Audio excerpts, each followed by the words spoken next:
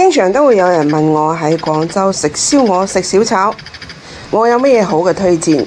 如果想喺廣州食頂級燒鵝同埋粵菜小炒，咁就梗係去東山小廚啦。我而家就位於廣州市中山7路嘅富邦中心。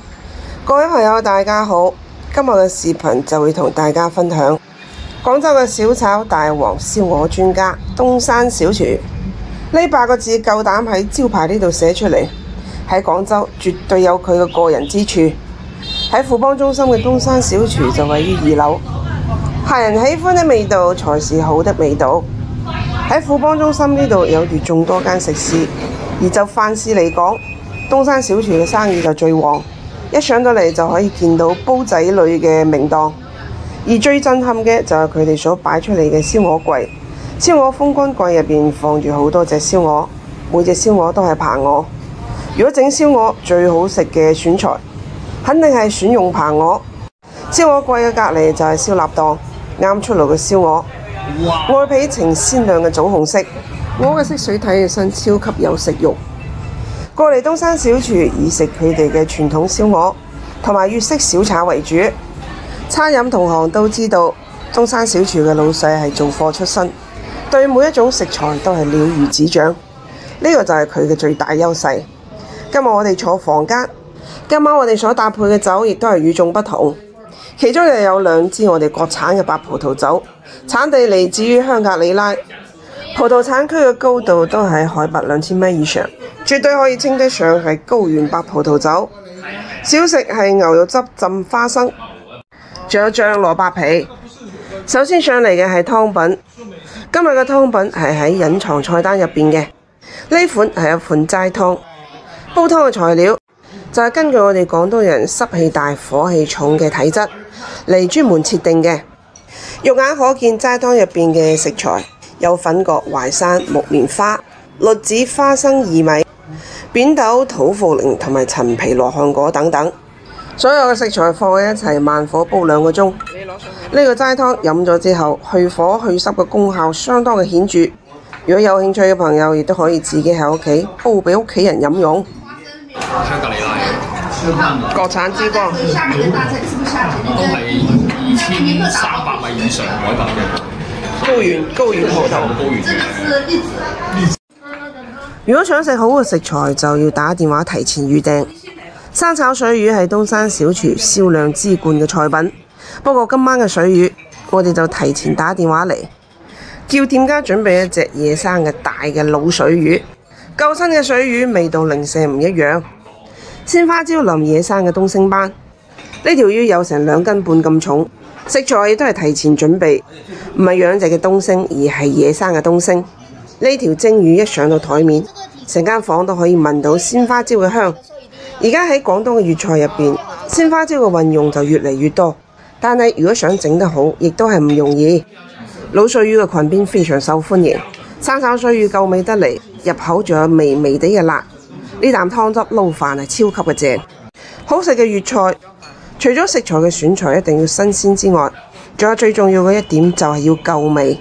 好多地方都有鮮花椒蒸魚，但係好多地方嘅鮮花椒嘅味道都係停留喺食材嘅表面，而呢度嘅蒸魚，鮮花椒清香嘅味道真係可以滲入到魚肉當中。第一支國產葡萄酒，葡萄園嘅產區就係高2300米，而第2支就係高2700米。酸湯番茄煮魚泡，呢道菜一上嚟俾人嘅感覺好似食緊法式西餐一樣，用新鮮嘅番茄煮成出沙嘅湯汁，再加入超級大嘅魚泡。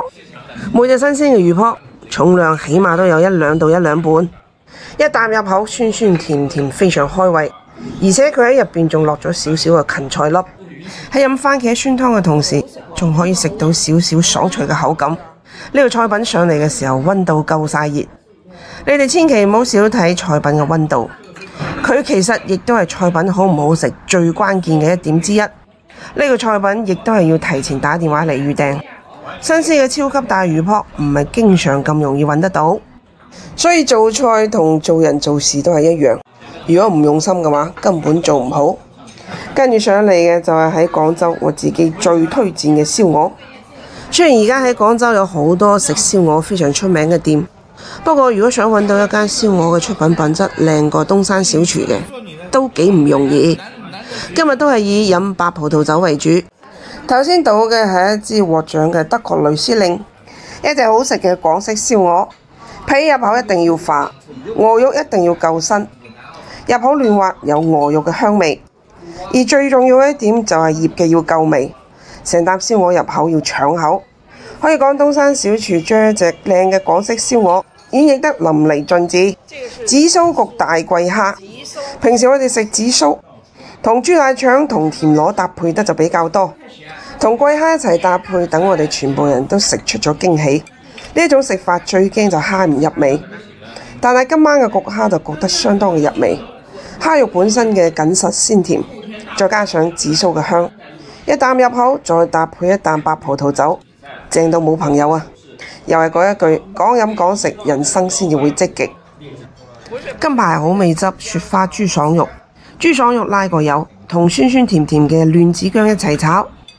豬爽肉入口唔單單只係有爽嘅口感，表層仲有脆嘅口感。類似嘅菜品好多食肆都有，不過東山小廚呢度嘅手藝就係更勝一籌。次次嚟東山小廚都必點嘅菜品，金蠔燒腩炆豬瓜。豬瓜嘅顏色偏白，厚身得嚟，苦味又冇咁重。喺炆嘅時候加入咗大量嘅火腩同埋金蠔，豬瓜炆得軟腍入味，嗦晒五花腩嘅香同埋金蠔嘅鮮，仲有少許豆豉味嘅點綴。呢個菜品我次次點，食極都唔厭。芹菜炒鮮鮑片，芹菜嘅選材用嘅係雲南產嘅肉芹，鮑魚就係新鮮五頭嘅大連鮑。呢種芹菜同普通嘅糖芹又唔一樣，呢種肉芹菜嘅味道特別嘅濃，入口又香又脆又甜又爽，搭配鮮嫩彈牙嘅鮮鮑片，入口嘅感覺非常嘅清新。鴨下扒平時你哋就食得多啦，鵝下扒你哋食得又多唔多？今日我哋點嘅就係椒鹽鵝下扒，鵝下扒同埋鴨下扒比，肉質更多更嫩滑。用椒鹽香口嘅整法，送酒就係一流。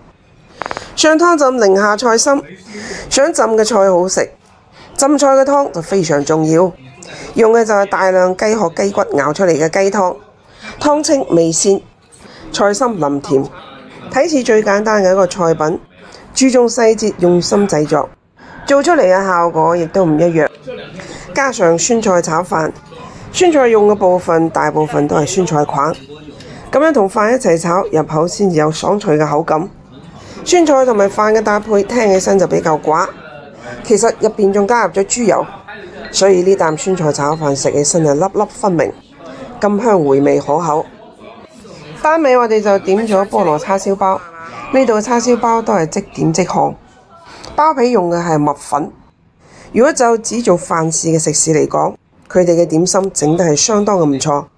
呢一支係2020年法國中級酒莊嘅一支紅酒，呢支酒醒嘅時間要稍為耐一啲，醒得越來越好飲，入口飽滿，有濃郁嘅藍莓同埋黑加侖嘅味道。蝦酥呢度所有嘅單尾都係即落單即現場製作。